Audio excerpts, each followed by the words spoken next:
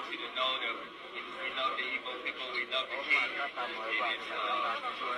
really a blessing for us to be here and to have the king and have our people. I don't know now, see, I won't know, but I'm with it from my dear back. So I won't never have Munava. Now, my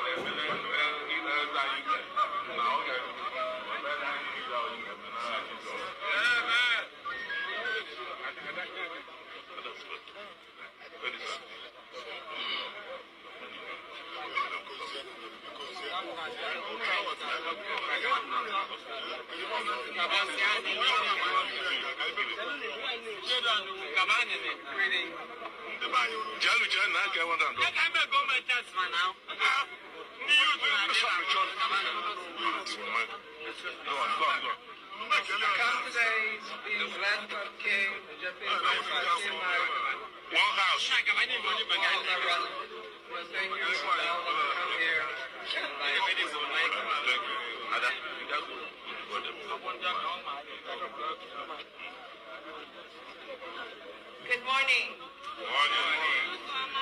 This is a very special day for a lot of different people, but especially those whose ancestors left this land so many years ago.